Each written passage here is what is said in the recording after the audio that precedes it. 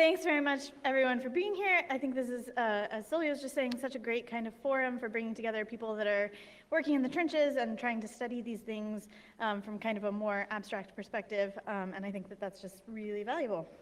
And there's a clicker somewhere here, right? Oh, you took it with you. You can click if you want to.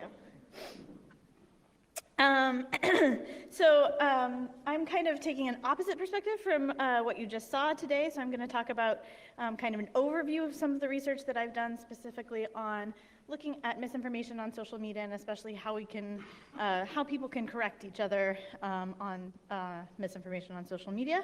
So I'm going to talk about kind of 3.5 studies out of about 11 that we've done at this point. So if you have questions about any of them, that's what Q&A and Twitter are for. So social media and misinformation, I don't think I have to convince anyone in this room that this is a thing. People criticize social media for being a harbinger and a spreader of misinformation for lots of reasons that we've already talked about today, so I won't dwell on that. And you can kind of debate to the extent that this is actually a problem. So there's some newer information, academic research that shows that people are not actually sharing that much misinformation on social media. They don't see that much misinformation on social media, but they think it's a problem. So this is from a 2019 Pew study where people are saying that they're more worried about made-up news as a problem for the country, and this is in the US, compared to things like racism and terrorism, right? So people are really worried about this as a problem. And they think that it's undermining the way that our society works. So that's why we think that it's something worth caring about. Today I'm focusing specifically on health misinformation. Oh, I should also say all of this research that I'm presenting on is co-authored with my co-author, Emily Vraga at the University of Minnesota. So we focus on health misinformation for several reasons. Number one, this is a kind of classic definition of misinformation from Nyhan and Reifler. People's beliefs about factual matters are not supported by clear evidence and expert opinion. It turns out that this is hard to identify because there's not often, and it's really appropriate that we're at the National Academies today, because they do this very well, but you can only do this on certain issues, right? That there's not often clear evidence and expert opinion on lots and lots of issues. So this is from an article that we just published looking at kind of how hard it is to pin down this idea of what misinformation is. And the easiest ones to talk about are the settled issues. So at the top of the pyramid, this is where we have decades of science. It's really clear. All of scientific expertise is in consensus. We've talked a lot about consensus today. This is a really important idea in misinformation. And all of the, most people kind of understand and believe all of that evidence, or at least agree on who the experts are, something along those lines. It turns out there aren't that many issues that fit into that lovely top part of the pyramid. An example people like to talk about is social media companies. If you search, most of them at this point, if you search for vaccines, they don't show you actual search results about vaccines. They show you consensus information, or they send you to the CDC or the HHS or the WHO. Interestingly, different platforms send you to different places, but that's a whole other conversation. And that's again the easy case, right? We can all agree with a very small minority that there is clear consensus on this issue, and this is something we can do about. Even within science and health misinformation, most of it is emerging, which is to say there's just not enough information about it yet, or it's even controversial, which is to say either the evidence is mixed, or in some cases we can't even agree on who counts as an expert. So in the case of climate change, for instance, you often see these reports from 300 climate scientists, and then when you actually start looking at them, which the IFCN has done really well, by the way, of looking into the backgrounds of those sorts of people, when you start looking at them, it turns out that the climate scientists are oil and gas attorneys, or something like that, right? So maybe not what we would count as a climate scientist. So anyway, the point here is that health and science tends to be a little bit easier to kind of nail down what the scientific consensus is, whereas political issues are just all going to be in the bottom of the pyramid. So that's part of why we look at health and misinformation. There's also a lot of consumption of science and health news on social media. So again, looking at a Pew study, you see that about half of people, and these are Twitter and Facebook reports, say they're seeing either science and technology or health and medicine information on those platforms. In addition to seeing those kinds of information, they're also seeing misinformation. So this is from Health Feedback from 2019. They looked at the most shared health articles on Facebook in 2018, and then had experts rate how true or false they were. We won't go into the details of this, but basically red is a worse color and green is a better color. So you can see the top 10 are not looking really good in terms of veracity. And this has important public impact, right? So people make decisions about their health, about the health of their family, about the things they buy, about the things they do, about when they go to the doctor, based on the information that they get about health and science. So what you're gonna eat, whether or not you're gonna vaccinate your child, how much exercise you're gonna do, all of those sorts of things. I'm pregnant right now, I can tell you there's lots of misinformation on the internet related to all of these things. Pushing the wrong button. Okay, so that's the downside of social media, but what I want to give you today is maybe thinking about the ways that social media can help fix this problem, not just exacerbate it. So why might this be something that we should be interested in? We've heard a lot about echo chambers today. Echo chambers are a concern in certain areas, but it turns out that your ties on social media tend to actually be more heterogeneous than your ties in real life. So you spend most of your time in real life with people that are very, very similar to you. They have the same job as you. They live in the same neighborhood as you. They are often the same race as you. All of those sorts of things. On social media, because you have a bigger network, you tend to have a more heterogeneous network. So that means there's potential, at least for some of those people, to correct you because maybe they disagree with you.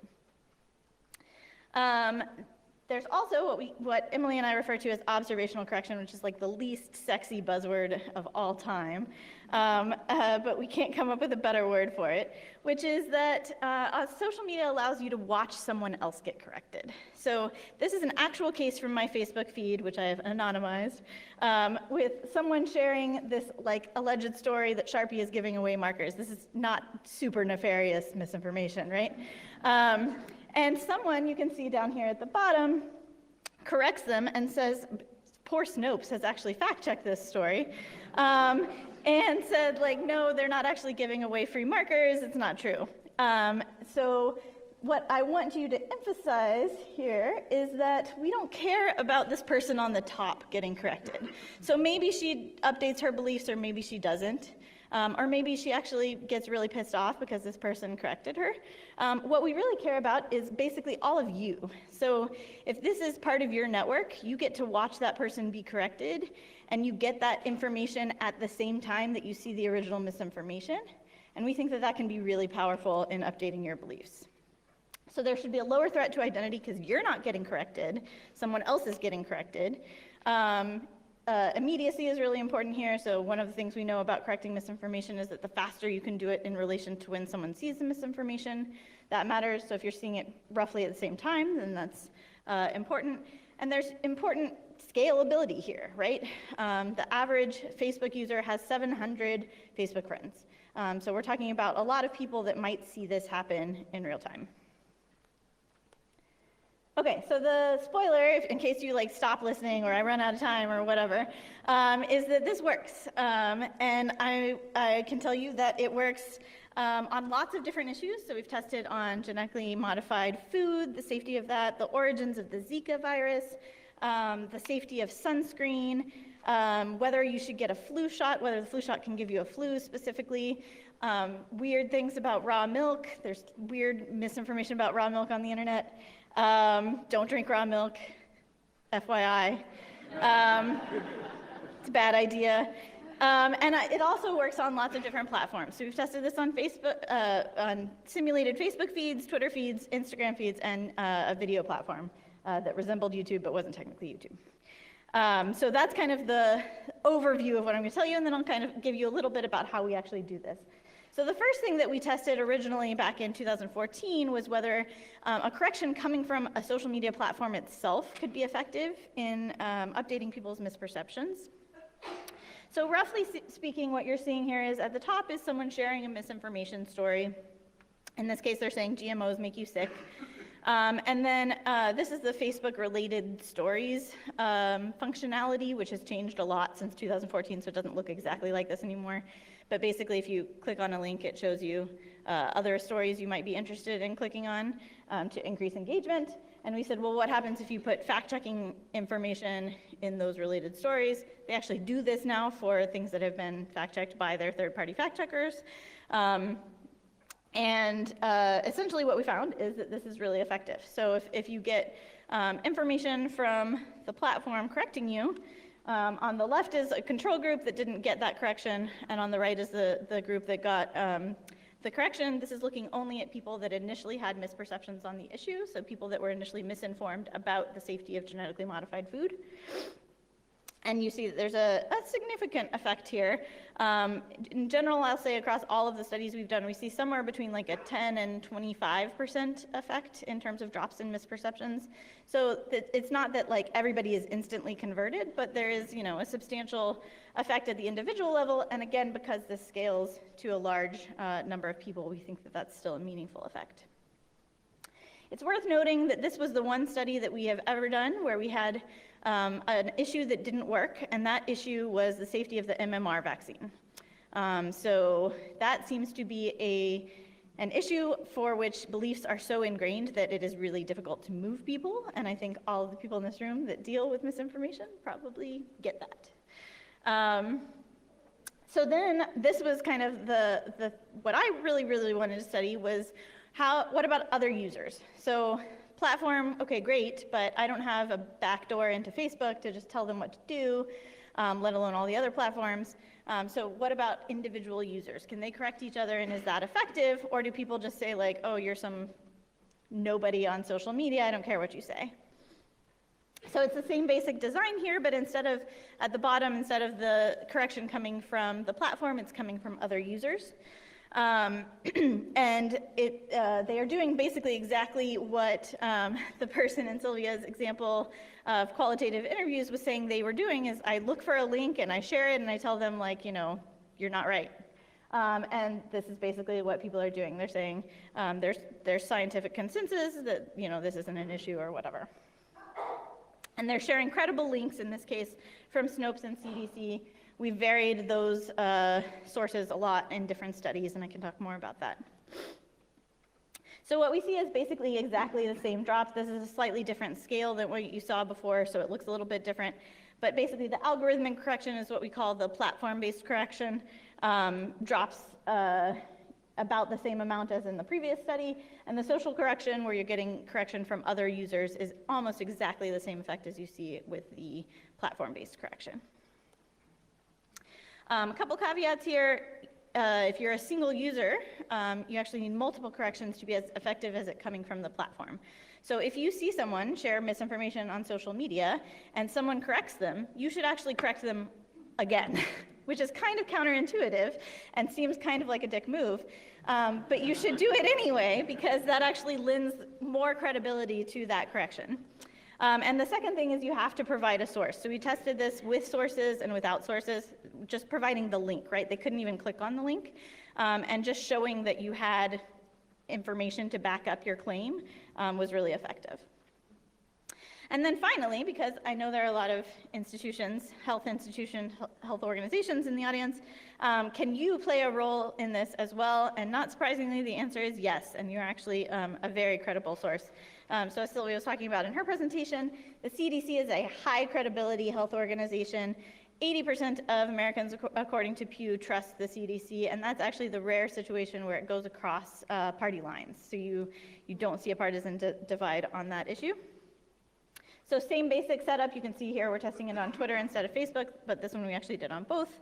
And the CDC is doing the correction here along with a link to themselves. Most health organizations, it's worth noting, don't do this, where they are individually engaging with people that are wrong on social media. I think they don't do that for obvious reasons, but this is, something that we think they could potentially do more of. And the same pattern exists. Again, this is a slightly different scale, so it looks a little bit different, but the CDC is helping people to update their misperceptions. A few conclusions here. So correct early, we think the MMR non-finding compared to all the wealth of other issues that we found that work is because it had a chance to really kind of get ingrained in the people that were misperceived, have misperceptions about that issue. All of these actors can play a role. So Pew has done some research asking people who they think is responsible for fixing the problem of misinformation. They generally say the media, which is kind of interesting and curious and a whole other topic of conversation. But our research finds that lots of people can play a role here. Health organizations can play a role, platforms can play a role, users can play a role, and they probably do better when they all are working in the same direction. So nobody gets off the hook. Providing clear sources and clear headlines is really important. If you're a health organization, providing shareable information that people can really easily find and give to other people if they are trying to engage in this corrective behavior is really important. So thinking about how do you make it findable and how do you make it shareable and how do you make it clear and compelling in all the ways that we've been talking about this morning. And then thinking about who you're able to reach. So a couple of things that I didn't talk about today, but some people are easier to persuade than others.